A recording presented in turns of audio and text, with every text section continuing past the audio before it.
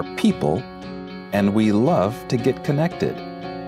We connect as families because of birth. We connect as friends because we click. And we connect as communities because we care. Seventh-day Adventists are people who connect in communities called congregations, which in turn connect to form conferences, who connect together to form unions, divisions, and the General Conference.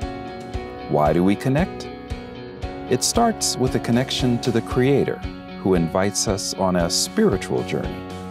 When we journey together, we can help each other along the way. This journey is a journey of a lifetime, and as we learn and grow, life becomes filled with meaning and purpose. Our greatest joy is in helping others along the way. Wherever you are on your journey, we believe that we have something to offer that can make your life more whole. So the next time you see a Seventh-day Adventist, remember, you're not looking at someone who stands alone. They are connected to a world church that has 18 million members, gathered in 13 divisions, comprised of 122 unions, formed by 600 conferences, serving in 140,000 congregations in 208 countries, who worship in 924 languages, and they all want to connect with you.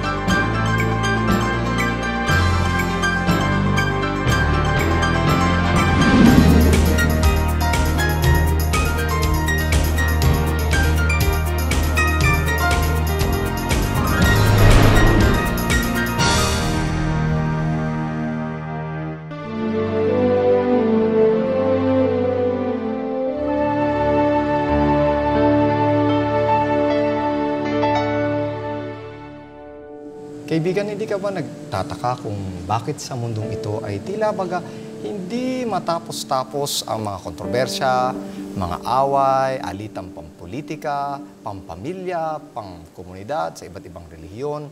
Ang lahat ng ito ay para bagang bumabagabag sa atin. May binabanggit nga ba ang Biblia tungkol sa mga tunggaliang ito? Ito ang ating pag-uusapan dito sa programang What Jesus Believes. Ayan. Muli, magandang pagbati sa inyo. Si Pastor Brian po ito at makakasama natin sa ating magandang talakayan si Pastor Gatos. Pastor. Maraming salamat muli, Pastor Brian. At narito muli tayo pang tunghayan ng ating mga kaibigan ng napakagandang paksa na ating tatalakay ngayon. Kumusta po kayo? Naway nasa mabuti kayong kalagayan at patuloy na pinagpapala ng ating mahal na Diyos samantalang inyo pong sinusubaybayan ang palatuntunan ito. At syempre, pasisimulan po natin ito, Pastor, sa pagpapakumbaba sa ating Panginoon. Samahan niyo po kami sa pananalangin. Dakila po namin Diyos, Panginoon, marami po kaming katanungan sa aming pag-iisip. Ang tanging Biblia lamang ang makasasagot sa aming mga katanungang ito. Samahan niyo po kami, Panginoon, ipaliwanag po ninyo sa pamamagitan ng banal na Espiritu. Ang aming mga pag-uusapang ito, Panginoon, may kinalaman sa malaking tunggalian. Maraming salamat po, Panginoon, sa pagdinig sa aming panalangin sa pangalan po ng Panginoon Jesus. Amen. Amen. Pastor, pagka po ba tinagalog natin yung mababaw na Tagalog ng tunggalian, ano po ba ang magandang pananagalog doon? Maaaring sabihin natin yung malaking labanan. Labanan o away. Saan po ba nagpasimula, Pastor? Bakit po ba may mga paglalaban-laban, pag-aaway-away dito sa mundo? Saan po ba ito nagsimula? Dito sa aklat ng Apokalipsis Kapitulo 12, ang talatay 7, ito yung ugat ng lahat ng mga tunggalian na nangyayari sa ating sanlibutan. At ganito ang sinasabi. At nagkaroon ng pagbabaka sa langit. Si Miguel at ang kaniyang mga anghel ay nakipagbaka sa dragon. At ang dragon at ang kaniyang mga anghel ay nakipagbaka. Parang may, ano, Pastor, gera? Ito ay hindi pangkaraniwan.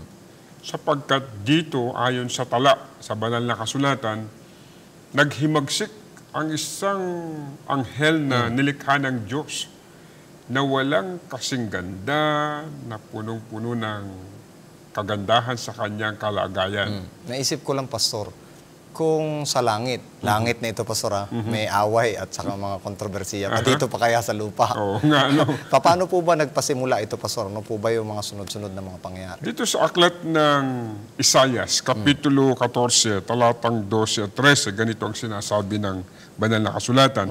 At hanggang 14, ano't nahulog ka mula sa langit, o tala sa umaga, anak ng umaga, paano ikaw ay lumagpak sa lupa, ikaw na siyang nagpahina sa mga bansa. At sinabi mo sa iyong sarili, ako'y sasampa sa langit, aking itataas ang aking luklukan sa itaas ng mga bituin ng Diyos. At ako'y uupo sa bundok ng kapisanan sa mga kaduluduluhang bahagi ng hilagaan. Ako'y sasampa sa itaas ng mga kaitaasan ng mga alapaap. At ito ang tinutukoy nito ay walang iba kundi ang isa sa mga nilikha ng Diyos na isang anghel. At ito ay walang iba kundi si Lucifer. At ang sabi niya, Pastor, ako'y magiging kagaya ng kataas-taasan. At doon nagpasimula ang isa sa mga pangyayari na may kinalaman ang naging resulta ay ang walang iba kundi ang malaking tunggalian. Nanggaling ito, Pastor, sa parang puso ni Satanas sa kanyang kaisipan. At ang sabi pa dito sa aklat ng Ezekiel 28, ang talatay 14 hanggang 17, ikaw ang pinahirang kerubin na tumatakip at tinatag kita na anupat ikaw ay nasa ibabaw ng banal na bundok ng Diyos. Ikaw ay nagpanhik manaog sa gitna ng mga batong mahalaga. Ikaw ay sakdal sa iyong mga lakad mula sa araw na ikaw ay lalangin hanggang sa ang kalikuan ay nasumpungan sa iyo. Ang iyong puso ay nagmataas dahil sa iyong kagandahan, iyong pinahamak ang iyong karunungan dahil sa iyong kaningningan. Aking inihagis ka sa lupa, aking inilagay ka sa harap ng mga hari upang kanilang masdan ka. Sa makatuwid, doon sa panahon na itong nilikha ng Diyos na anghel, na walang iba kundi si Lucifer, ay nagkaroon ng damdamin na maging katulad siya ng Diyos.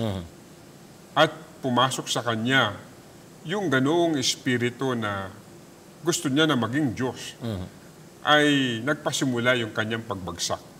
At ang binanggit dito, Pastor, na dahilan ng kanyang pagkabagsak ay dahil sa iyong kagandahan. Bagaman siya'y sakdal, naging ganito yung kanyang pag-uugali, Pastor. Taliwas sana doon sa kanyang kaningningan, ng kanyang kalagayan, yun ang naging dahilan ng kanyang pagbagsak. So, delikado pala, Pastor, ito. Yung pangangarap ng masyadong mataas, yung medyo sikat na sikat ka, at saka yung medyo perfecto ka. Delikado pala ito, Pastor. Magiging magiging proud ka At papasok yung pride mo sa buhay mo. At tatandaan natin, sa kalagitnaan ng salitang pride, yung sa letrang I ang nasa gitna. Nasa gitna. Yung ako. Ako.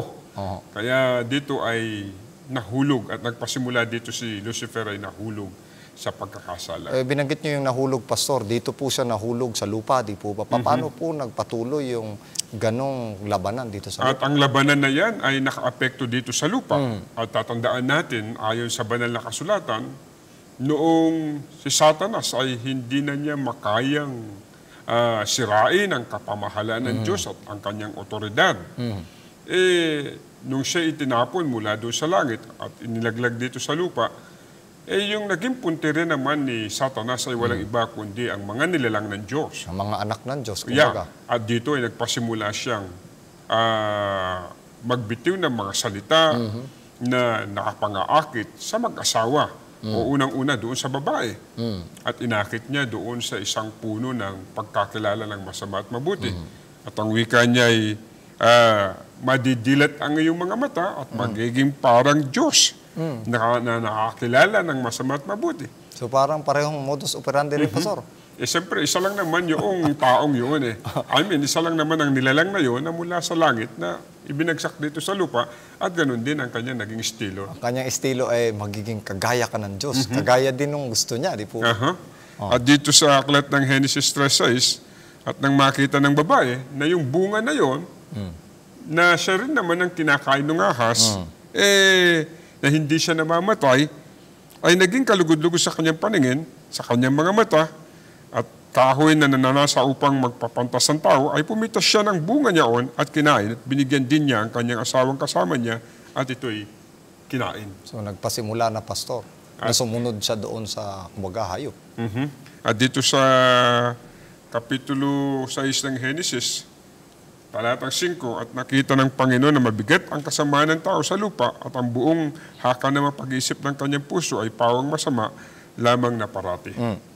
At dito ay unti-unting nabago na ang sitwasyon ng sangkatauhan. ng sangkatauhan. At ito'y dawit tayo hanggang sa ating kapanahunan ngayon. At pinatay niya, Pastor, ang karamihan ng mga tao noon dahil nagsisi ang Diyos sa naginawa niya ito dahil sa kanilang kasamaan. At ang sabi pa sa Biblia, hindi lamang yun, nalumbay ang kanyang puso, yung ating mahal na Diyos. At sinabi ng Panginoon, lilipulin ko ang tao na aking nilalang sa ibabaw ng lupa. At kung bakit meron tayong matutunghayan sa pagbasa at pagbuklat natin ng Biblia, na may mga insidente na ang Diyos ay nilipol niya ang sangkatauhan. At meron lamang mga ilan na nailigtas, katulad halimbawa, nung paglipol niya sa mga tao sa magitan ng baha, ang pamilya lang ni Noah ang nailigtas. At saka dito, Pastor, parang ang agawan ng boto, kumbaga, akin o hindi. At kung hindi niya lilipulin yun, Pastor, siguro pati yung 8, nawala na rin sa pananampalataya. Maaari sapagkat masidhi ang kasalanan sa panahon na tinawag si Noah para kanyang gawin yung malaking daong para doon ay magiging sisidlan ng lahat ng mga taong maniniwala sa pabalitang yahayag ni Noah. Pero yung po bang malaking baha na yun, Pastor, mangyayari pa o gagawin pa ng Diyos? Ang sabi ng banal na kasulatan na hindi ko na muling lilipulin ng tao sa magitan ng tubig, kundi ang wika ay aking lilipulin sa magitan ng apoy. So ito, Pastor, ay magpapatuloy na magpapatuloy itong tanggalin ito. Pwede po ba malaman, Pastor, ano po ba ang pinakasentrong issue o yung pinakamalalim na ugat nitong o yung tema ng tunggaliang ito?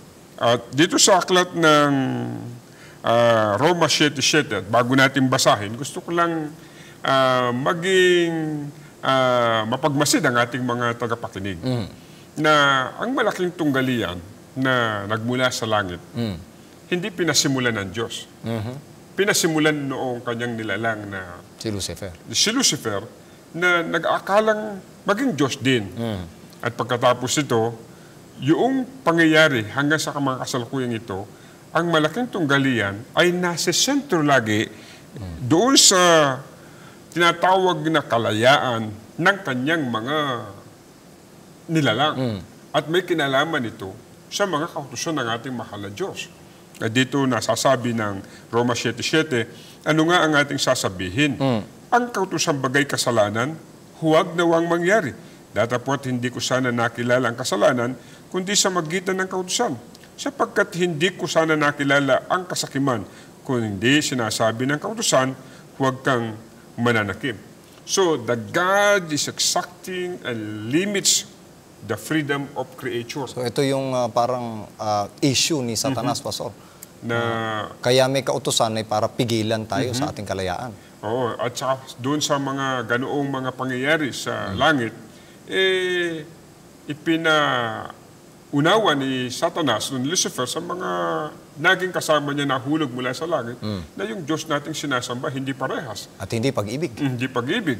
At kumbagay nasasakal sila sa mga panuntunan na ipinapatupad ng Diyos doon sa kanyang kaharian. Kaya pala parang gumawa siya ng sarili niyang panggobyerno at pamamahala, Pastor, na malaya. Oo, malaya, na hindi naman niya naintindihan na yung kalayaang iyon ang siyang ahantong sa kanyang kapahamakan.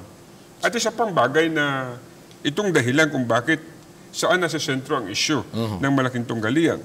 Ito'y nasa sentro sa kautusan ng Diyos na the law of God is changing and inconsistent to God's character.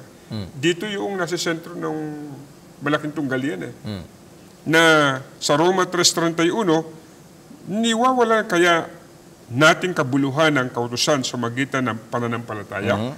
Huwag nawang mangyari, kundi pinagtitibay pa nga natin ang kautusan. So, ibig sabihin, yung kautusan ng Diyos mula pa noong magkaroon ng malaking tunggalian ay ito'y matatag at ito'y nakasalig kung ano yung pag-uugali at karakter ng ating Panginoon. Pero sinasabi ni Satanas, Pastor, na inconsistent ito, pabago-bago ito, at kung ito ay kung ito ay susundin natin, hindi magiging pag-ibig ang Diyos.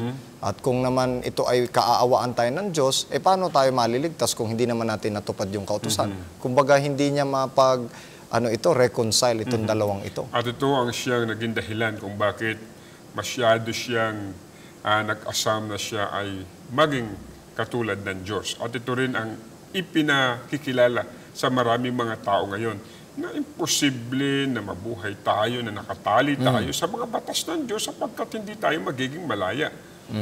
Pastor, paano po ba natin, banggit nyo, involved tayo dito sa tunggaliang ito kasi may mga pagpili tayo Kung pipili tayo, paano po ba natin mapapanagumpayan o mapapanalunan itong pong tunggalian na ito? Una sa lahat, gusto nating ipapansin sa ating mga tagapakinig. Kayo pong mga sumusubaybay ng palatuntunan ito, ang bawat nangyayari at nagaganap na may kinalaman sa pagpili natin ay merong kinalaman yan sa malaking tunggalian na may kinalaman sa pagpili natin ng masama at mabuti. At isa po sa mga sinasabi ng Biblia, dito po sa aklat ng 1:3-16, unang-una, para tayo magtagumpay sa malaking tunggalian ito, ay nais ko pong himukin kayo, anyayahan, na manampalataya tayo sa ating Panginoon Hesus. Sapagkat kung tayo mananampalataya, wala sa atin ang kapahamakan, kundi buhay na walang hanggan. Ito pong sinasabi ng talata, sapagkat gayon na lamang ang pagsinta ng Diyos sa sanglibutan, na ibinigay niya ang kanyang bugtong na anak, upang sino man sa kanya sumampalataya, ay huwag mapahamak, kundi magkaroon ng buhay na walang hanggan. So makatuwid, Pastor Bray, isa sa mga bagay na dapat makilala ng tao ay yung sumampalataya sa Diyos upang huwag siya maapektuhan ng malaking tunggalian na ito. At saka kailangan makilala niya, Pastor, yung ipinadala ng Diyos. Kasi ang sentro, Pastor, di po ba yung karakter ng Diyos ay sirang-sira at yung kautusan. Pero yung kamatayan ng Panginoon nagpapakita na ang kautusan ay dapat sundin. Pero at the same time, ang ugali ng Diyos ay mabait para tayo ay patawarin. Tama. Diba? At meron pa po sinasabi sa aklat ng Mateo, Kapitulo 4, ang talatay 4, datapwat siya sumagot at sinabi na susulat, hindi sa tinapay lamang mabubuhay ang tao, kundi sa bawat salitang lumalabas sa bibig ng Diyos. Parang may kinalaman ito, Pastor, doon sa temptation ng ating Panginoon Kristo. Isa sa mga temptation na dumating sa ating Panginoon Jesus. Siya gutom na gutom at walang makain at nasa pag-aayon siya pala. Yun ay bagay na dapat na makita ng mga tao na tinukso siya ng dyablo at pagkatapos nagtagumpay naman siya. Kung tunay na Diyos, gawin mong tinapay itong mga batong ito, napakadali. Napakadali lang naman. Sumunod lang doon sa sinabi ng Diyos. Kaya lang, yung allegiance mo kanino? Doon ba nagsasabi sa iyo na gawin mo ito, tinapay ang batong ito, o yung Diyos na sinasamba mo na naroon sa itaas? Yun ang issue doon Parang contrast ito, Pastor, kay Eva at kay Adan. Si Eva at si Adan, hindi man na nagugutom Pero ito ay gutom na gutom. Oo. Pero nanatili siya sa salita ng Diyos. Pastor Bray, sa mga panahon na paharap tayo sa mga tunggalian, ay kukunin ni Satanas yung pinakamahinang parte ng buhay mo. Kung ang kahinaan mo ay salapi, doon ka tutuksohin. Kung ang kahinaan mo ay babae, doon ka tutuksohin. Kung ang kahinaan mo ay posisyon, doon ka tutuksohin. Kung ang kahinaan mo ay relasyon, doon ka tutuksohin. So dito si Kristo, maaaring inisip ng dyablo na sapagkat siya'y gutom, give up siya. Matukso siya na gawin tinapay yung bato, pero hindi nangyari. Sa ganitong bagay ay pinapapansin lang sa atin ng ating Panginoon Jesus na anumang bagay na may kinalaman sa panglupang bagay na umaharap tayo sa mga tunggalian, hindi lamang tayo doon po pwede magdepende. Kundi magdidepende tayo sa salita ng ating Panginoon Diyos. So, sa salita talaga ng Diyos, yun talaga ang pinakamalaki natin panlaban, di po ba, sa kalaban. Pastor, ano po ba ang dapat na motibo natin sa pagtupad sa kautusan? Dahil ba tayo natatakot o dahil ba tayo, Pastor, gusto nating maligtas? At ito rin ang isang mali sa mga pananaw ng iba. Bakit daw tayo tumutupad ng utos para daw maligtas? Para daw tayong makakautusan. O legalismo. Legalismo. Parang pariseo kung tignan sa mga panahon na kasama ni Kristo mga pariseo. Pero hindi Ang motibo ng ating pagsunod ay dahilan sa tinamo natin ang kaligtasan. At yung tugon natin sa Panginoon ay dala ng ating pag-ibig at pagmamahal kung bakit tayo sumusunod sa mga ipinag-uutos ng ating Panginoon. At ito rin po dapat ang maging motibo ng bawat isa sa inyo na ang pag-ibig ang siya nagiging dahilan kung bakit po tayo sumusunod sa ating Panginoon Jesus. Una po sa lahat, bago po man din po kami sumunod, iniligtas na kami ng ating Panginoong Diyos, ng ating Panginoon Jesucristo. Kaya po, nakuha po namin sumunod sapagkat nabuhay muli kami sa aming pong spiritual na kalagayan. Kaya sinasabi niya, Pastor, na kung ako'y inyong iniibig, ituto pa rin niyo ang aking mga utos. Ngayon, Pastor, si Satanas ay talagang winawala yung pananaw natin tungkol sa tamang ugali ng Panginoon para hindi rin natin ibigin ang Panginoon at hindi na rin natin tuparin ang Panginoon. Tama. At ang sabi ng Biblia na sa ating mga pagsunod, kinakailangan laging motibo natin ay sapagkat na-in love tayo sa ating Panginoon Jesus. Huling pananalita po sa ating mga minamahal na mga kapatid, Pastor, na medyo nagdududa pa kung susundin ang kautusan ng Panginoon o hindi, o anong motibo? Mga kaibigan, ang amin pong ipinaglilingkod sa inyo ay may kinalaman sa malaking tunggalian. Pero saklaw dito po, mga kaibigan, ng pagsunod natin sa kautusan ng ating Panginoon. Una po sa lahat, maaring narinig na po ninyo ang ipinaglingkod namin na may kinalaman sa kautusan. Pero dapat po natin maintindihan at maunawaan na hanggang sa mga sandaling ito, ang Panginoon ay nalulugod sa mga taong nag-iingat ng kanyang mga ipinag-uutos. Sapagkat ang ibinubunga na ito ay kaayusan at kabanalan ng pamumuhay. At mag-iimpluwensya pa ng maraming mga tao na susunod din sa Kanya. At sa mga taong tagasunod ng ating Panginoon Jesucristo, ay patuloy nawa nating sundin ang Kanyang mga banal na pinag-uutos sa atin. Sapagkat dito ay merong kapayapaan. Pastor Brian. Susunod ko pong tanong, Pastor, paano ba tayo mahahanda? Ano bang mga kaganyakan ang kakailanganin nating isuot sa ating mga sarili para bilang Kristiyano ay mapanagumpayan natin ang ating kalaban? Yan po ang susunod namin pag-uusapan pagkatapos po nating marinig ang ilan sa mga pananalitang ito. Kilala ko dati sa Panginoon, di pa kasi mababaw pa yung pagkakilala ko kasi yung pagkakunat ng kuwan sa Katoliko, hindi tayo makakahawak ng Bible. Tsaka yung mga parang opisyal lang ang naghahawak, kaya mababaw lang napakakilala ko sa kanya. Nakilala ko dahil sa mga pagsisimba ko palagi at saka nakakahawak na ako ng Bible. Kaya medyo ko kung yung pagkakilala na nalalaman ko talaga yung kung ano talaga si Jesus para sa akin. Siya ating Panginoon Diyos at tagapagligtas natin. Para sa ating lahat, yung siyang tagapagligtas natin. Kaya maligayang pagbabalik po sa inyo at napakaganda ng mga narinig natin. Patuloy po tayo mag-aral ng ating Biblia. Pastor, minsan, pagka may kaaway tayo, minsan iniisip natin, sino ba talagang kaaway natin? At saka paano pa natin mapapanagumpayan yung ating galit sa kapwa, kung ano-ano pa, lalo na sa tunggalian ngayon, Pastor. Dito sa aklat ng Efeso, babasahin ko muna yung Kapitulo 6, ang talatay 12, para lubos maintindihan ng mga tao na sumusubaybay sa panutunan ito. Na sino nga ba talaga ang ating kaaway at katunggali sa buhay na ito? Ganito ang sabi, sapagkat ang ating pakikibaka ay hindi laban sa laman at dugo, kundi laban sa mga pamunuan, laban sa mga kapangyarihan, laban sa mga namamahala ng kadilimang ito sa sanglibutan, laban sa mga ukol sa espiritu ng kasamaan sa mga dakong kaitaasan. Maaaring isipin natin na, ako naman ang merong galit sa kapwa ko eh. Hindi naman pinag-uusapan dito yung sinasabi ng 6:12 ng Efeso na ang ating laban ay ukol sa espiritu ng kasamaan sa mga dakong kaitaasan. Lalo na kung hindi mo nakikita yun, Pastor. Ang pinaka-importante sa lahat ay maintindihan din ng ating mga sumusubaybay na dahilan sa ganitong kalagayan ng pagkahulog ni Satanas sa pagkakasala at nabigyan ng hangganan ng kanyang kapangyarihan at pagkatapos nagdamay pa siya ng tao, hindi pinag-uusapan dito yung physical na mga labanan. Ito'y mga bunga na lamang ng mga talagang ugat ng pinanggalingan ng malaking tunggalian doon sa langit na binaka ng mga masasama. So dito pala, Pastor, involved tayo dito sa labanang ito. Ang problema, hindi natin alam kung paano natin siya kakalabanin. Paano ba natin siya, Pastor, At tatalunin dito at sa kakalabanin? mga pagbasa ko sa ganun ding aklat, Kapitulo 6 pa rin, pero sa talatang 13 na po tayo, kaya nga sabi ng Panginoon, dahil dito magsikuha kayo ng buong kagayakan ng Diyos, upang kayo'y mga katagal sa araw na masama, at kung magawa ang lahat, ay magsitibay.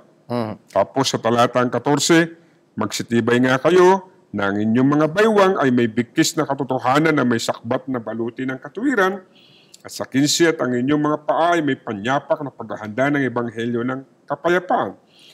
Bukod dito ay taglayin ninyo kalasag ng pananampalataya na siyang ipapatay ninyo sa lahat ng mga nagdiningas na suligi ng masama. At magsikuha rin naman kayo ng turbante ng kaligtasan at ng tabak at ng espiritu na siyang salita ng Diyos. At sa 18, ganito rin sinasabi, na magsipanalangin kayo sa espiritu ng lahat ng panalangin at daing sa buong panahon at magpuyat sa buong katiyagaan at daing na patungkol sa lahat ng mga banal. Sa makatuwid, merong malaking paghahanda na dapat gawin ng isang Kristiyano. Katulad ng isang sundalong aharap sa malaking digmaan. Kinakailangan hindi patumpik-tumpik. Hindi pawardi-wardi ika nga sa salitang Quezon. Dapat lahat ng kaganyakan, Pastor, dala. Dala at pagkatapos, ang mismong sarili ay ihanda rin. Baka naman hindi ka physically fit kahit na marami kang bala.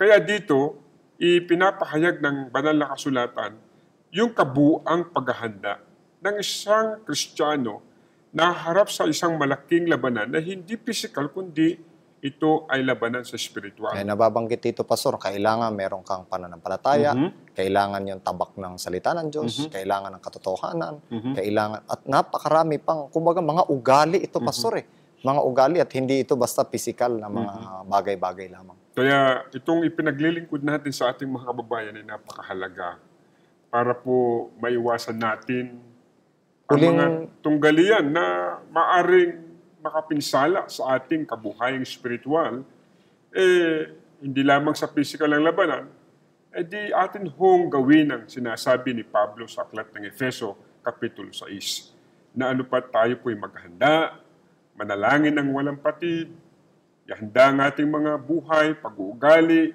at sanayin natin na gumawa ng mabuti sapagkat anuman ang mga hamon na darating sa buhay natin, at ang ating pananampalataya ay masusubok, makatatayo tayong matibay sa panahon na tayo ay sinusubok.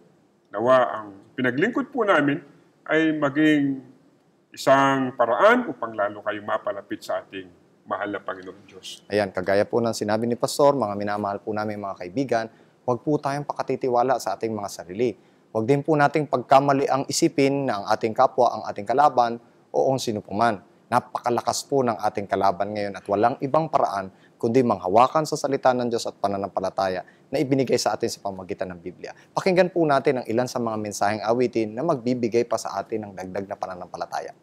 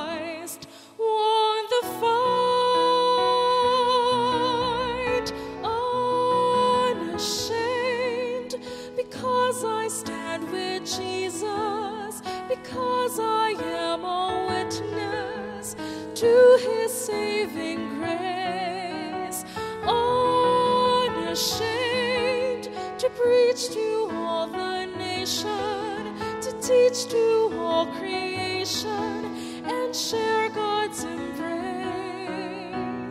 God saved, I'm no longer afraid.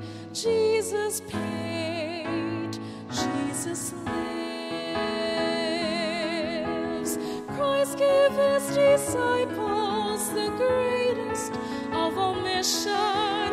Tell the world my sacrifice, tell them of my grace. Now this is my calling, it's now my race. Share the grace that took my place. Unashamed, because I stand with Jesus, because I am a witness to His saving grace. Unashamed to preach to all the nation, to teach to all creation, and share God's embrace. God saved, I'm no longer afraid. Jesus paid, Jesus lives. He's standing there, arms open wide. I no longer want to hide. I know He's on my side, so now I stand unashamed, unashamed, unashamed.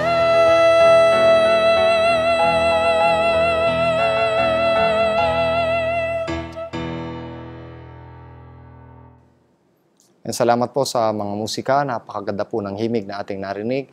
At sa pagtatapos, nais po natin na imbitahan muli ang kapangyarihan ng Panginoon para talunin itong mga kalaban natin na hindi natin makita. Pastor?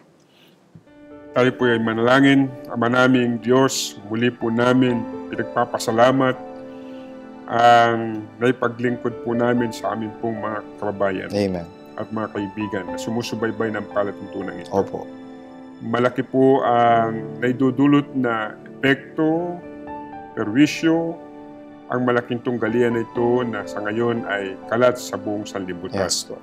Dalangin po namin na kung ano po ang aming naipaglingkod sa mga kababayan po namin at sa mga lahat ng sumusubaybay sa ibang bansa ay makuha po nila magtagumpay sa isang malaking tunggalian. Amen. Sapagkat alam po namin na kapag kami na kay Kristo, ang tunggaling ito ay hindi amin kundi kay Kristo. Amen. At tatapusin niya ito bago siya dumating sa lupang ito. Siya po.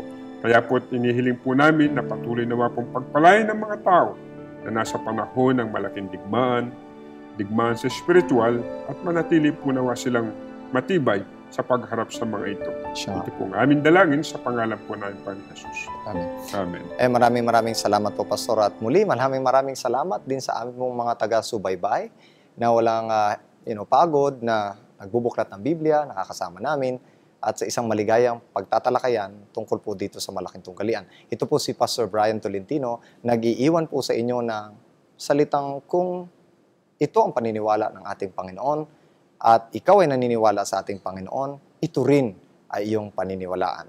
Hanggang sa muli, dito po sa programang What Jesus Believes.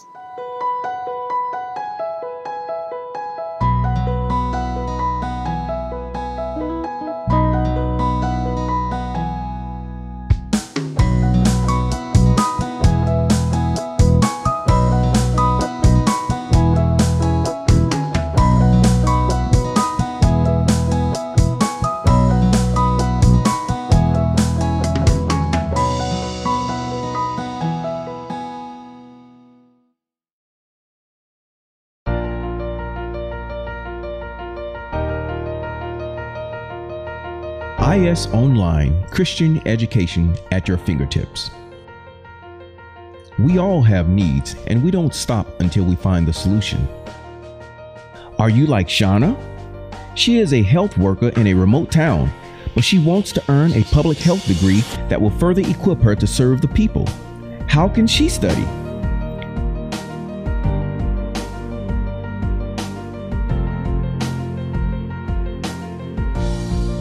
For various reasons, you may be like Shauna, and the good news is the solution is now here.